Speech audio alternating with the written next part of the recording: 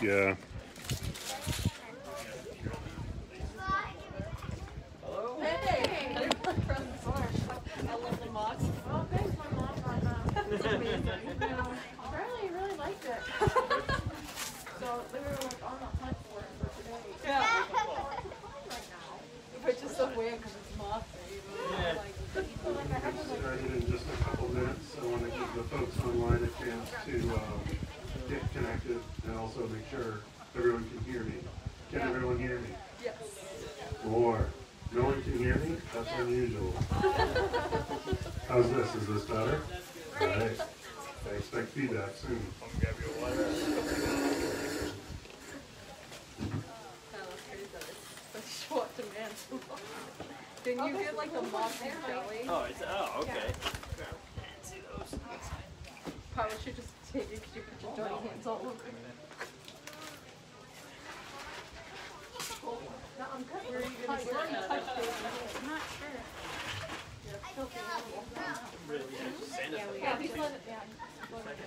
We're good to go. Oh, happy. There's, huh?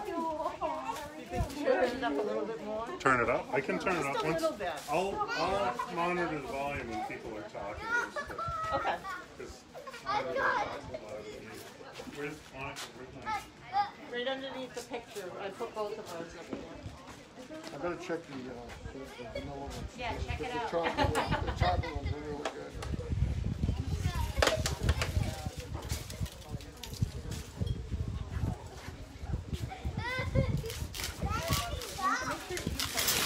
I will. Is there cups? Yeah, that's good. No, there isn't. She's coming. She's bringing them back. Okay. She brought like what? I'm like, what are these for?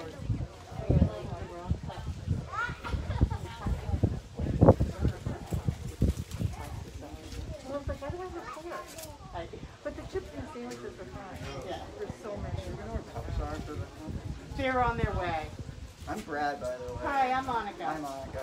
Nice to meet you. used to I work hear here, all Dave. about Can you you guys all the hear time. me? Awesome, thank you. Welcome, family and friends, to the celebration of life for Alex Stone. On behalf of our family, I'd like to welcome and thank you for being here with us today to celebrate his life and legacy.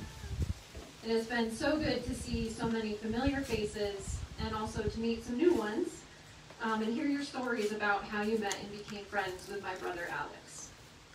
For anyone who hasn't met me yet, I am Erin Stone Erickson, Alex's sister. We are grateful to all of you who came from near and far to remember and honor Alex. And for those at home, we thank you for joining us virtually. Thank you to Life is Good for loaning us the space for this occasion and for helping with the shirts. So if you haven't seen them, in the back there are t-shirts with hashtag WWAD, which I'll explain a little bit later, but they have this likeness and we invite everybody to take one. Thank you also to Press Cafe, who gave us the sandwiches and the refreshments. Thank you to everyone who has sent cards, food, flowers, care packages, and other gestures of your support. Your thoughtfulness during this time has meant so much to us and has provided us with moments of relief from this sad event. Today, we are gathered to share stories about Alex and talk about the extraordinary person that he was and how he touched our lives. I'm going to share a few of my own personal remarks, then Abby will speak. We'll have a few other family members make some comments, and beyond that, we open the microphone to all of you who would like to share a story or a little tale about Alex. You can also read some of his stories firsthand. When he was diagnosed back in 2014 in classic Alex style, he prepared for this event and he documented some of his, he called them shenanigans. There are some stories from when he was in high school and just a few other reflections, and there's a story about when he jumped trains that was from his website, some reflections on the next generation, which is what my shirt is today. Any little thing that he kind of felt he wanted to document, he wrote some of those and he shared it online and then with me and a few other people. So I've printed those And they're in this white binder that's on the table here, so feel free to just flip through that when you have a minute.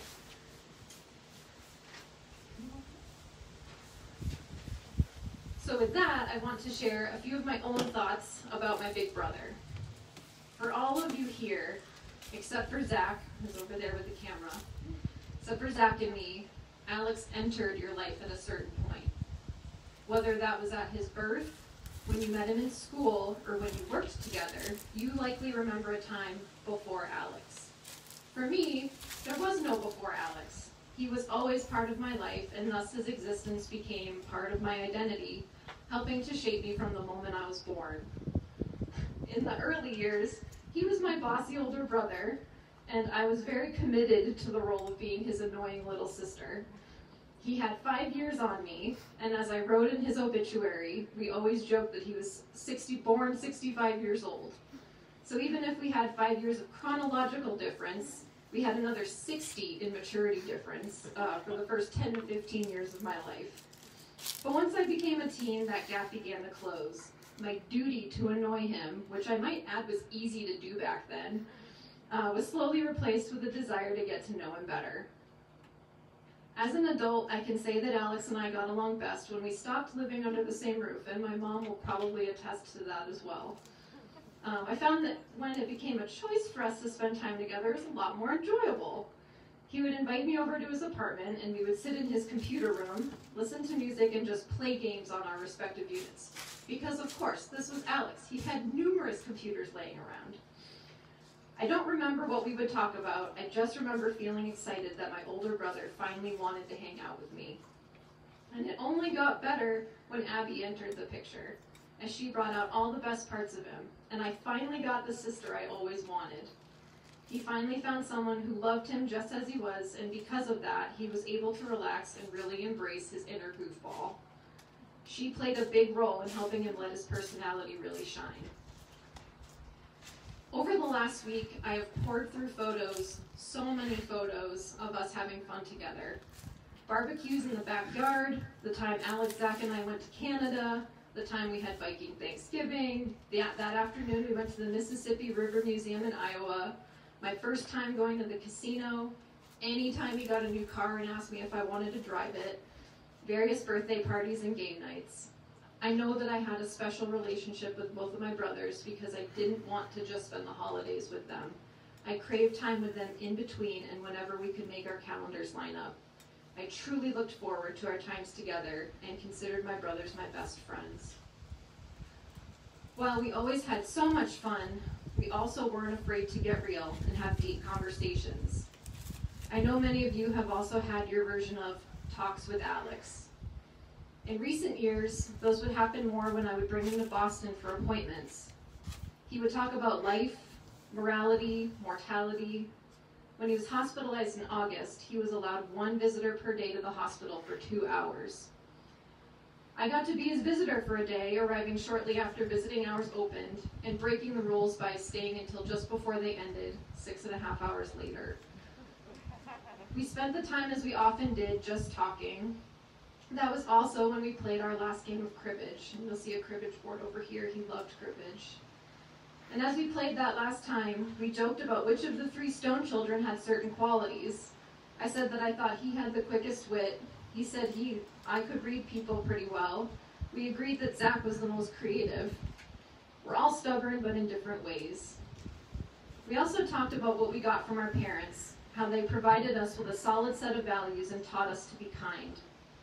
Alex shared how he made it a point to regularly compliment people, that you just never knew what kind of day somebody was having, and it was always worth trying to make people feel good. You never knew what kind of day somebody was having. This, coming from a man with incurable cancer, someone who could have easily been angry or depressed.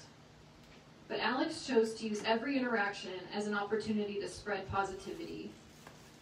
I watched as the nurses came in to check his vitals, and even in those interactions he had that classic Alex sparkle. He'd ask them how their day was or make a little joke to lighten the mood. He talked about how easy it actually is to be nice to people. All it takes is getting outside your own self for a moment to really see other people and say a kind word. He wished more people would take the time to do that. Alex was always very measured.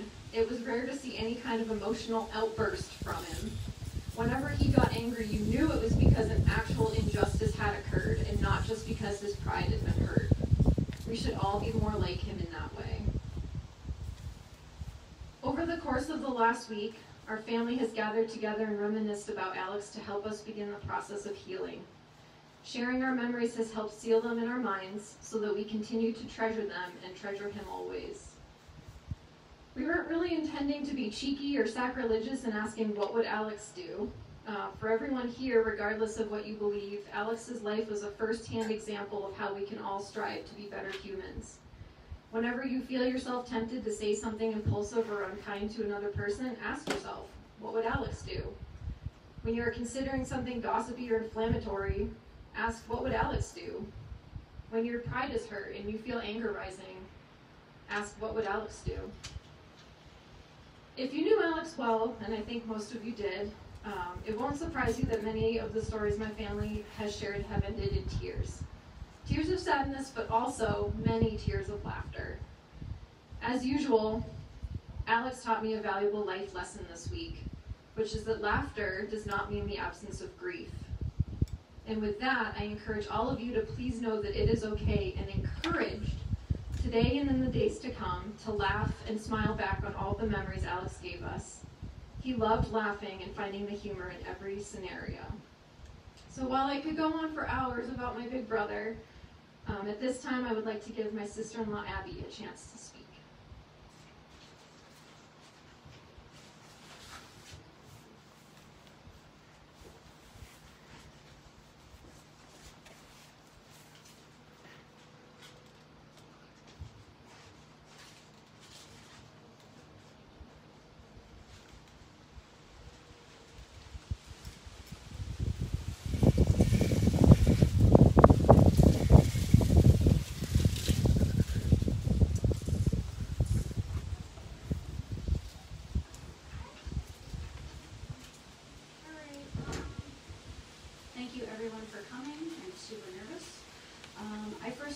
Through my mom and stepdad, Dave.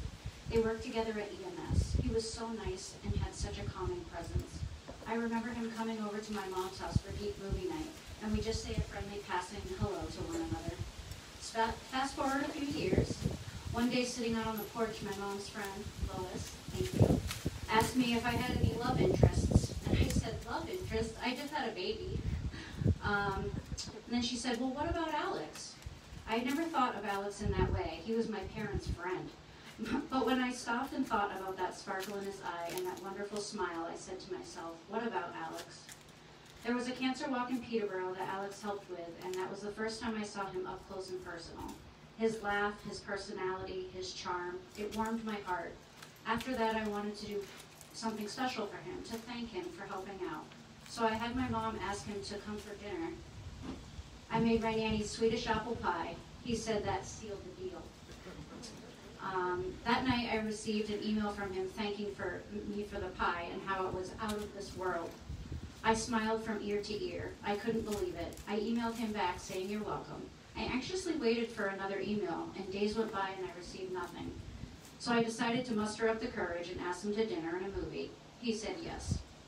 Alex was one of the most kind-hearted gentlemen I've ever met. He respected me and showed me love I never felt before. I never dreamed I would find a man like Alex. He was my role, he was my stuff. So I wanted you to hear a poem that he wrote for me for our 10-year anniversary. 10 whole years, I think, in my head. So much has been done, so much has been said. We started with pie, turned into a date. We didn't know then that love was our fate. A decade together is no small feat. The love that I feel for you can't be beat. I love our family, our home, and life. I love who you are and that you are my wife. 10 years ago, we started on this road with no idea how it would unfold. With winds and turns, who knows what comes next? It's impossible to know quite what to expect. We've learned to live life day by day, to slow down, take it in, just like they say. We've had our times where the going gets rough, but we've come out together because our love is tough. We've grown and learned all along the way, from 10 years ago right up until today. We have our quirks, but they aren't worth a fuss. It's these things that make us, well, us. I'll forever be grateful for that Swedish apple pie, because with you and her, I'm the world's luckiest guy. From the first moment to the 10th year, I love you forever and always, my dear. Love, Alex.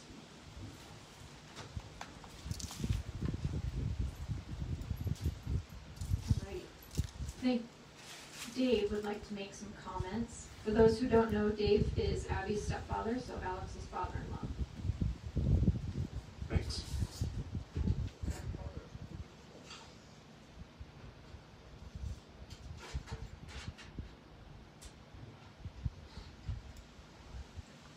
Some of the history's been covered, but you'll hear it again. Alex and I met at Eastern Mountain Sports. We bonded over figuring out a shell script that ran the point of sale system, JDA process.sh. It was painful.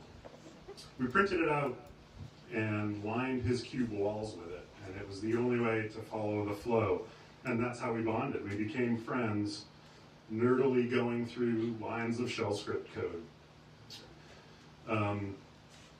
And then I started the Geek Movie Night. We talked about movies, and we had a common interest in completely nerdy and geeky movies. So we had friends over, and we drank Moxie. Monica made whoopie pies. We had a common reverence for the Star Wars Holiday Special. It was a beautiful mess. And it didn't take long for Alex to notice Abby. They were a perfect fit, and he quickly grew to love Abby and Michaela. They were married shortly after, they were married, and shortly after he adopted Michaela. He was in love with them both. We had enrolled in SNHU together. I figured it was time to get a piece of paper, and so did he. Both very regrettably, but we knew that we had to do it, and we helped each other out. I drove, he helped me with math and statistics. When I'd started at Dine, I knew that it was a place that he'd enjoy, and it wasn't hard to convince him to come. His impact there, both professional and personal, is astounding. It's like a family there, and it still is. When Abby, Alex, and Michaela came to visit Maine, you could see his excitement to take the jet ski for a rip. He said, "It's the most fun you can have with your clothes on." We were consistently skunked for wind when we tried to go sailing, but we never minded. We got a lot of conversation in. So I'd like to not think or talk about his cancer. That's not who he was, but something that happened to him. That said, it made him choose to spend as much time as possible with his families. I'd like to not think about the hole that Alex left, but instead think about the size of the spirit that creates such a huge chasm. And I'd like to not be sad for his passing, but be happy to have him with all of us, everywhere and always.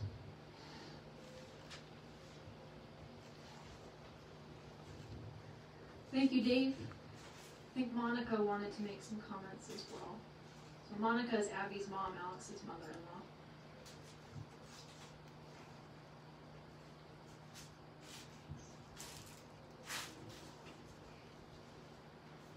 This is going to be almost exactly what everybody else has said. I met Alex while working at EMS around 2000. He was one of the nicest guys I knew, always smiling and happy with just the right amount of sarcastic wit. My favorite thing about him. He, Dave, and I would go out to lunch really often, and I enjoyed our conversations, and listening to them laugh at Geek Movie Night was the best. Fast forward a few years, and one grandchild later, Alex came into our life as a steadfast son, dedicated husband to Abby, and after an adoption, a deep father to dear Michaela. He took this job on as the most joyous thing in his life. We were so pleased to have Alex as a son-in-law. Although far too short, he lived life to the fullest. My best memories of Alex are at the lake, racing around on the jet ski, jumping the waves with a huge smile on his face. He captured so many great moments there with his drone. He will be missed beyond words, but may the joy, love, and happiness you shared Carrie, Abby, Michaela, Alex's family, extended family, and your many friends through this difficult time. Let all the great memories you have soothe your souls.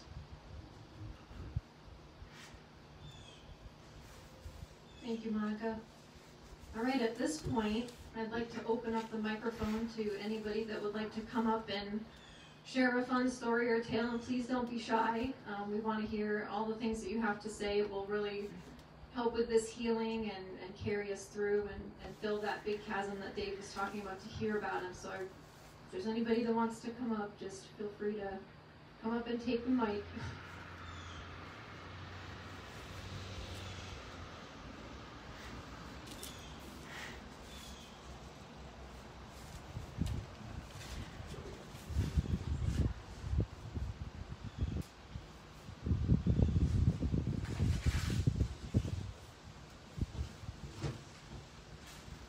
Hello everybody, I'm Neil and I've worked with Alex for a good while.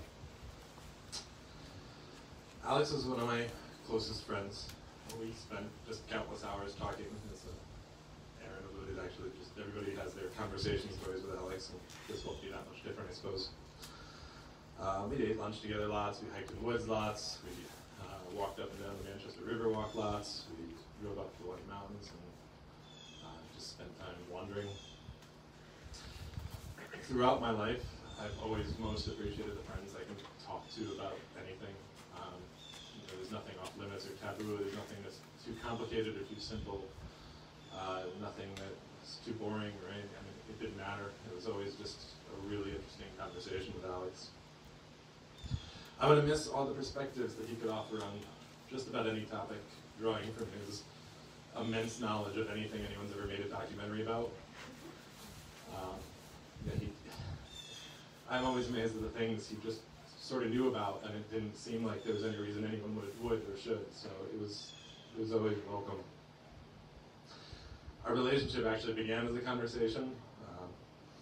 Alex was fond of telling this story in a more self-deprecating way, as effectively he was interviewing for his first role at Dine, and as he told it, I came off very desperate for anybody to join the team. So desperate that even someone such as him would be qualified. He always said that my reaction to him was, "Oh, you're a person. We need people." I want to tell it my way so you hear more about my first and lasting impressions of Alex. I have no idea how I came off. It doesn't surprise me that I came off desperate. I've just had a really bad few months at work. Dave had invited Alex to the Dine-Teeny, which, for those unaware, is Dine had kind of this .com dream startup office culture with big office parties. Everyone within 6 degrees of a Dine employee was invited. And Dave was hoping I'd talk to Alex there. To be clear, I wasn't really at the Dine-Teeny. I was working late at my desk. All around me there were people yelling and drinking. There was a live band on stage. There were people, like waitstaff, handing out hors d'oeuvres and drinks. And I'm just sitting there at my desk. I think I'd forgotten that David asked me to talk to somebody until he walked over with Alex. I probably wasn't at my best.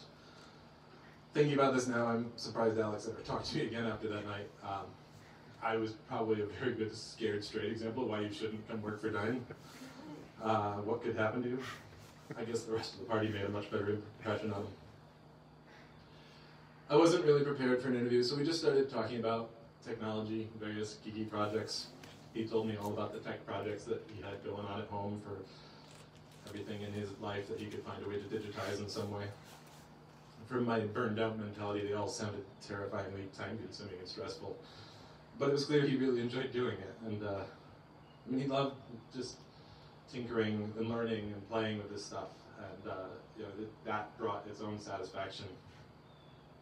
I was always impressed by his ability to learn enough about anything to contribute to a project and help out with others who are struggling with something. We talked about a ton of things that normally don't come up in interviews, and probably very little that probably should. But it was a really long conversation, and I really enjoyed it. Talking to Alex was easy and comfortable. Alex attributed my enthusiasm in that conversation to the fact that he was, in fact, a person. And I'll admit we did need those. There are a few people who were here with me at that time at Dine, and they can attest we did. I remember walking away from that conversation feeling great, and that was no small feat that I credit to Alex. At the end of that conversation, I knew that I was Alex's best friend at that very moment, and I think everyone here probably has felt that way at some point. I felt like that every time we hung out. It's just, he was amazing that way. You just, when you were with Alex, you kind of knew he was giving you his best self, his best focus. I came away from the conversation knowing that I liked him. I had no idea what I told Dave, but he did get hired, and we started to work really closely together. Even after our roles drifted apart, we still were together almost every day at some point, just talking and hanging out. I guess I'm really just going to miss all those conversations with Alex. It was interesting to hear Dave's perspective on Dax. I didn't know much about him before he joined Dax, so I'm glad to have heard that. That's all I got.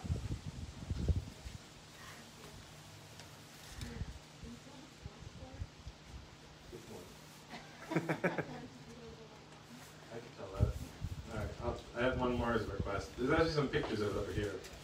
A few years ago, I had an idea. I wanted to just go up to the White Mountains with Alex, because I've been up there a few times, but every time he'd go up there, he'd tell me some amazing things that he and Abby had done, or some really cool restaurant they found, or cool hike they found. He knew that place like the back of his hand, and I just didn't really know places. I just went up and looked for pretty pictures. So I wanted to go up with him. I thought it'd be really cool. We did this 3 years ago, and I told him let's do like a long weekend. We'll go driving up the White Mountains, hang out for a couple of days. We ended up going on peak weekend in October, so around this time of year. When I picked him up in the morning to go, what I hadn't told him is I had rented a 2010 Porsche 911 Carrera S for us to take for the week.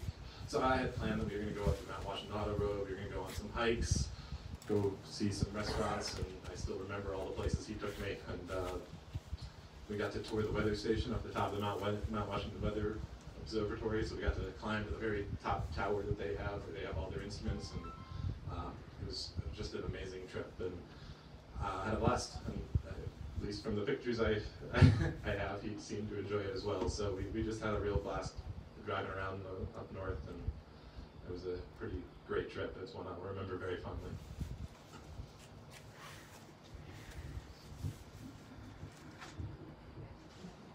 Thank you, Neil. All right, who's next?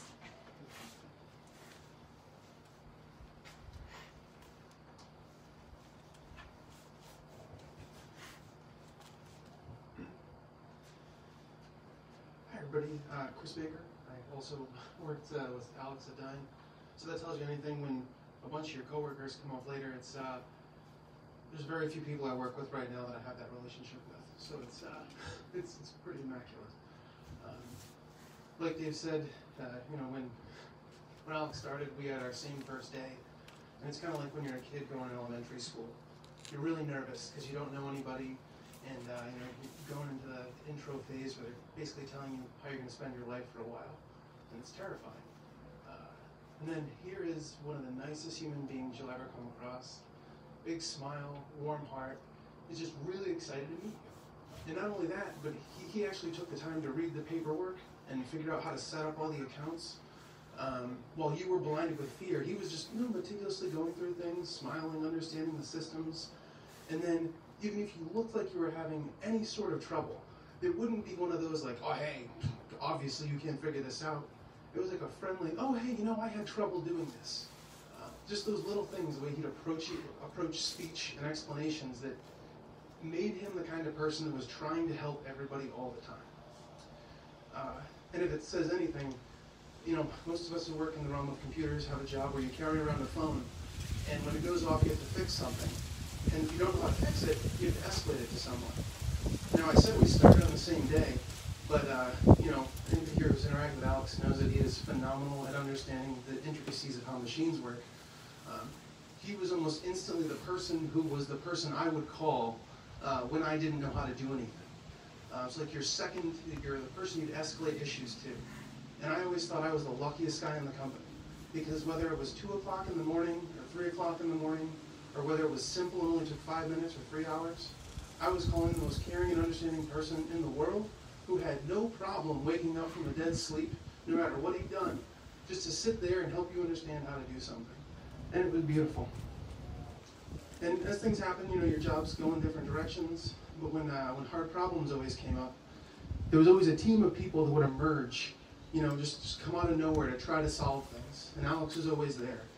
And it almost made you wish for more problems, because then you could get your group together and you could disappear into the basement of the building, and you could sit there, kind of like Dave mentioned, walking through a shell script, or trying to figure out why the machine couldn't do what the manufacturer said that it could do. And there's nothing more fun when you have a group of people that really understand those things and love trying to solve them than going through these puzzles with passionate, loving, caring people that just want to understand. And I think that's what you know, if there's one thing you take away from the time you spend with Alex is get wrapped up in it, love it, and something that, you know, I'd like to try to do is just make sure to put that positivity back out into the universe. Because he was just, even until a few weeks ago, just such a glowing, happy person that no matter how things looked, he filled your glass right back up, and just made everything seem like it was going to be okay. So thank you all for having this, and thank you. Thank you, Chris.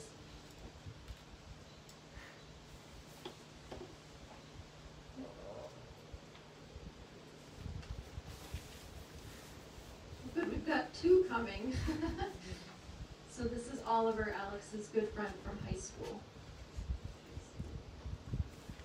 Hi, I met Alex, I think, around 8th grade, and we spent a lot of time together in high school, college, around that age. And I have a series of life goals, and one of them was to take my daughter to Disney World when she was 5 years old.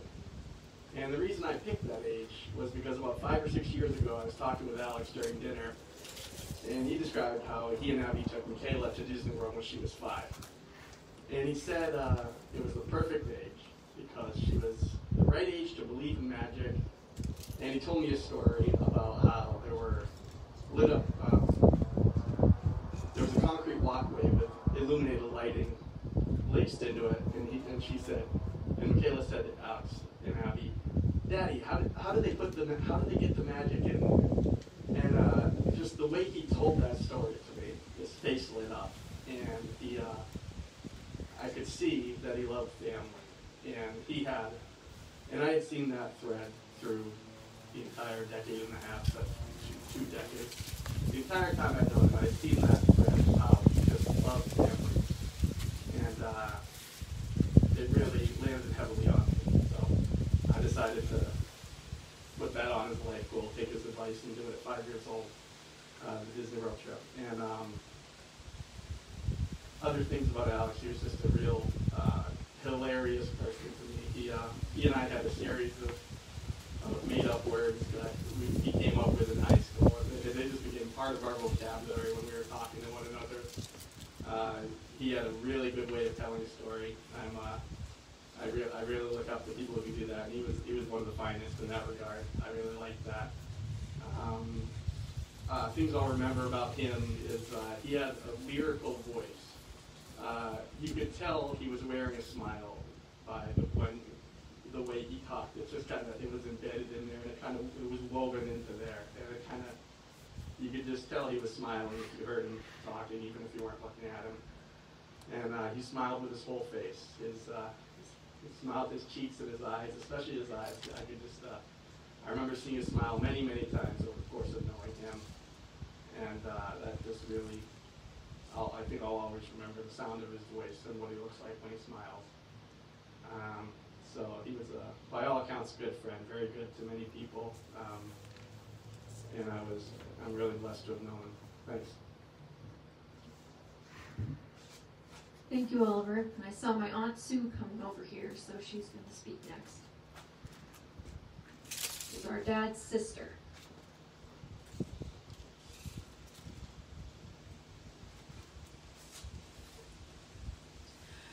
I have a little different spin on Alex than what I've heard so far. I did have life before Alex, of course, because I'm 1 year and 11 months older than his father. I had had a baby already and wanted another one in the worst way when my sister-in-law Diane decided to have a baby. And I want you to know that I really wasn't all that impressed with him. Right away, he was sweet, he was smiley, he wasn't colicky. She knew exactly what to do with him. He just was such a joy, and I thought, you creep. It is not fair to have the perfect baby, first one out of the gate. It's just not fair. I had my own baby a little while later, and if you look in the pictures there, you'll see Alex in a Superman shirt, and the grinning, round-faced child next to him is my daughter, Sunny, my younger daughter. And I have cherished that picture. I have had it up in my house every place I've lived. And just like everybody else, I ended up loving him to pieces, even though he was like this perfect person. And I will miss him terribly. We had wonderful conversations as well. And even though she cannot be here to claim it, we do have to give some of his sense of humor, the credit for his sense of humor, from his loving grandmother, my mother, Betty, who was a woman of the most inappropriate sense of humor you've ever met. And I'm not sure whether the sarcasm comes out of that or just the being able to see everything is funny. But, yeah, and they got along really well. She adored him as she adored all of her grandchildren. But of course, you know, he was perfect right away. I had the opportunity to spend some time with Alex last year in a car, and it's so fun for me to hear everybody say you have these conversations with him, and immediately you're like the only person in the world, and you're sure that he loves you more than he loves anybody else, except for maybe Abby and Michaela. And he shared with me the progress that he made through his cancer in terms of thinking about what he wanted out of what remained of his life. He wanted to have 5 good years with Michaela. He wanted her to have real life memories of him, not just stories about who he had been. And how he said he really didn't care anymore what anybody thought of him. It didn't matter, which is kind of a contradiction in a way, because Alex just had a way of, even if he was telling you something you didn't want to hear, he did it so nicely that it was hard to believe that he didn't care anymore. But I just, you know, when I think of Alex now, and I'm so grateful to whoever thought of this shirt, because I will just treasure it out in Iowa, in the flatland. And he made me think about how I was spending my life's time. I'm certainly a lot older than him, but it made me think about, okay, you're 69. How do you want to spend the next 5 years if you get 5 years? What do you want to do in that time? Not what do you have to do, but what you want to do. What's important to you? And it made it possible for me to say no to the things that I really don't want and to really go after the things that I do. And that is something that Alex would do. And I will miss him for the rest of my life.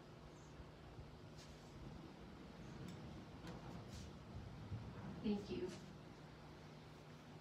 I was just thinking when she was saying that, in early September, some of you know that Alex got an update on his diagnosis, and they had said maybe 3 to 6 months if the chemo that he was on was ineffective, and we all know how that went. But I asked him, when he told me that, I said, you know, is there anything that you feel like you need to do in the next 3 to 6 months? And I was probing for like bucket list stuff. And this was a classic Alex response. He's like, well, I got some servers in the basement that I need to consolidate. And I was like, are you kidding me? Like, why would I'm talking like bucket list, man. He's like, oh, I don't know, I guess I'd have to think about it. And I love thinking about his response there, because it's practical Alex. Like, yeah, we know you got a lot of computer stuff, man. But also, I feel grateful that there was nothing on that other list that came to mind. He did the things that he wanted to do, and he lived every second not knowing, how long he had. So thanks for reminding me of that memory, Aunt Sue. With that, I invite someone else to come up and speak.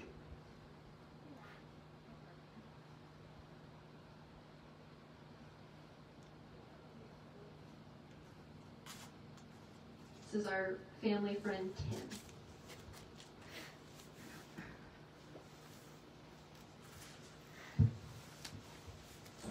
Hey guys, just wanted to mention a couple of things real quick.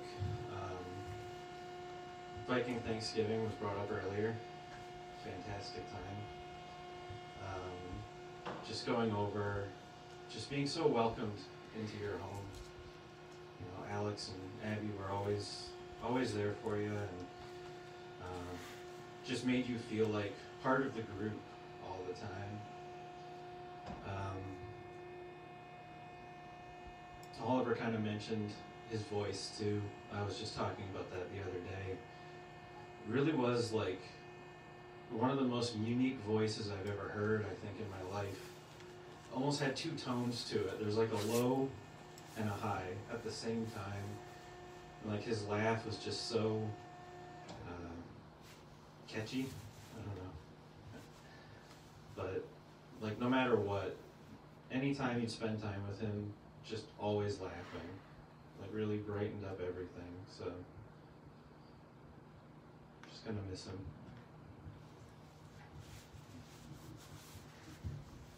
Thanks, Tim.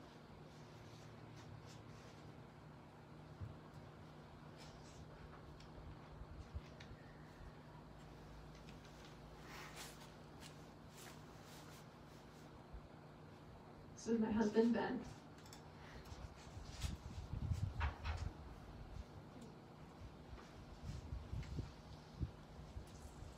Hello, thank you all for being here today. I'm not going to pretend like I had any kind of a super special relationship with Alex. He was my brother-in-law.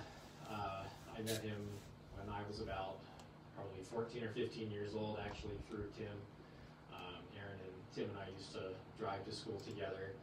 And then Zach and I were independently friends for a while, and Aaron and Zach and I, and Alex was always just kind of there. Living in his upstairs space, sleeping on his couch, doing his computer things that he did. So it wasn't until later on when Aaron and I got together and I started to really get to spend more time with Alex that I really got to know who he was. He always just kind of seemed like that anomalous guy up in the attic before that, and then it really kind of came to form afterward. I think one of the cliches that we get into in this entire situation with Alex having been so young is why are the good taken from us? Why is someone who is so good taken? And it brought to mind, and please forgive me if I am misremembering this, but brought to mind a class I took in high school, and it was about the Arthurian legends and the search for the Holy Grail. And ultimately what you found out was that the Holy Grail was not an object. It was not something that could be attained and taken and kept and stowed away and hidden. It was a state of being. The Holy Grail was becoming perfect in the eyes of God.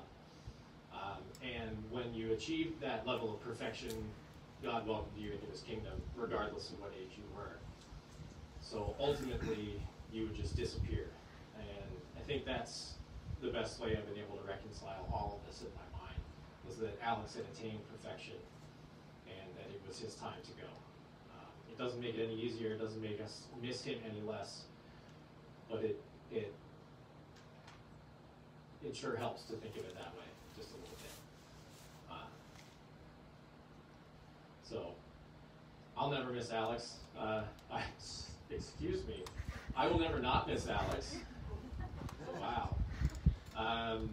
Just last night, I was caught by surprise when I went to put on an episode of Star Trek: The Next Generation, and just had that little pang of that was something that we shared, that we both loved. anyway, that was really all I had. Thank you again to everyone for being here. Thank you, Ben.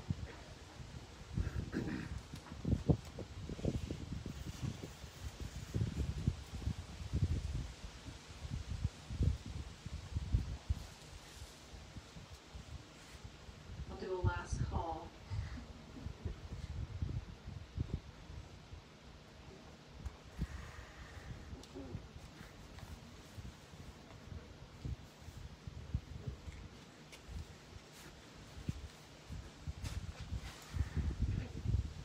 Hello, I'm Stefan.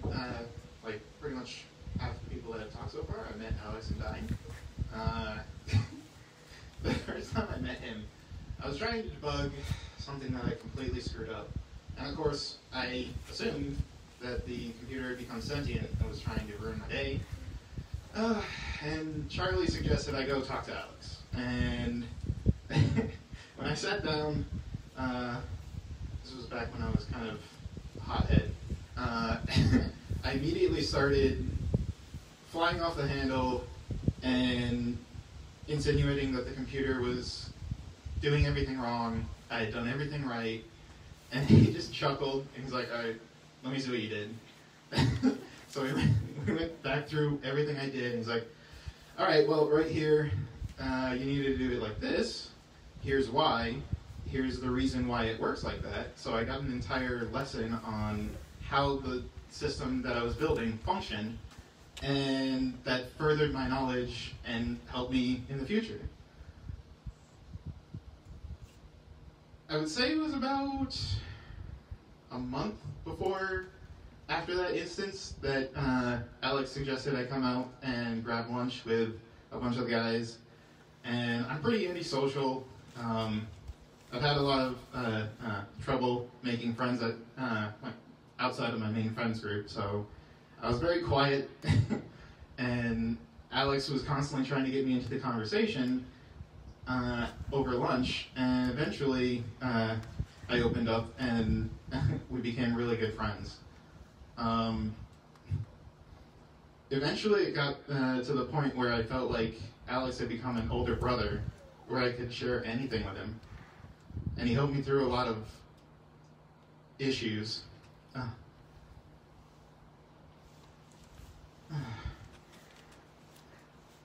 And I'm really glad that he came into my life. I'm really glad that I'll be able to carry his spirit forward. And hopefully I'll be able to help somebody like he helped me. Even if it's just one person. It doesn't have to be, we don't all have to help everyone all the time, like Alex did. But as long as we can help one person as well as Alex helped us, I think that's all that we need to do to carry his life forward. Thank you so much, Stefan.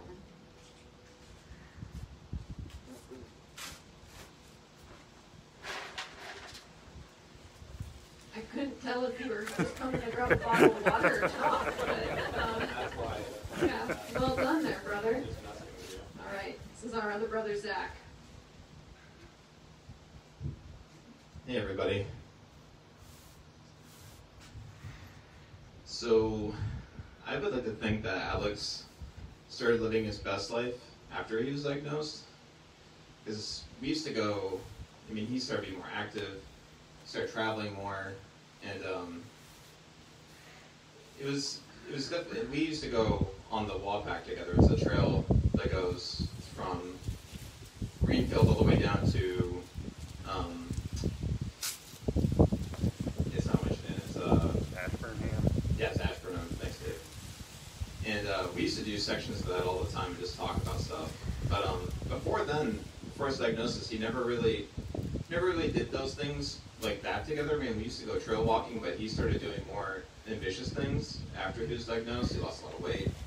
He went to the West Coast. He did a lot of things once he kind of looked at mortality, his own mortality. And I remember we used to talk about that a lot, and especially going out Northpack at the northern part of the Wallpack Trail. So when he, and he used to always kind of stress that you really shouldn't, it's like, he started living his best life after he got diagnosed, and he kind of let me in on the cliche secret of like, you should be doing what you want to do while you're still able to do it. And that was a big takeaway for me. And when we got the news in September that his cancer had progressed quite a bit, I retreated to the mountains myself at the day after just to process this whole story. And about halfway through my hike, I made it to the summit of this mountain called South Twin, and I met this guy. He was an Appalachian Trail through hiker, and I just saw right away he was grubby, unkempt, and just he was pretty filthy. And we started walking together and talking about life.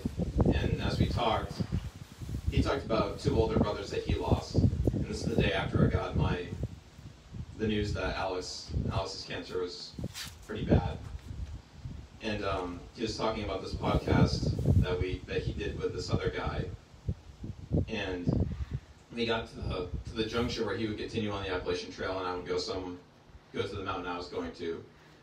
And he's like, I want to impart some words of wisdom to you that I learned from my friend. And the words were, don't wait.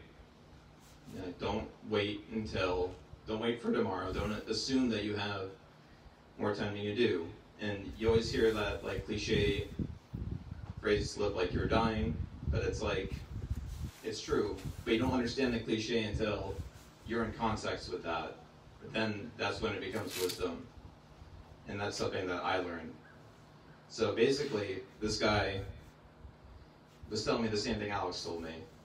But it was just really uncanny the way the timing was, because this is basically a month before he died. And it was probably the best advice I got. And it really kind of went full circle from what me and Alex talked about previously. And he was living a dream that I would like to do one day. So it's like, don't just take tomorrow for granted. And don't think that the universe is going to give you that. It's like you need to go out and take it for yourself and take action. And I think that that's one of the best lessons I got from Alex. I mean, everybody else really talked about how kind he was and everything, but that's a big part of his legacy for me.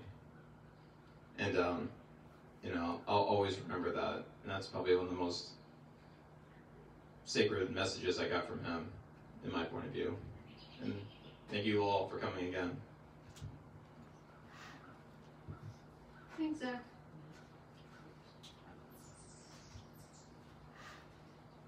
Unless there's anyone else, I think that's a pretty good note to end on. So just give the scan one more time, make sure. Okay.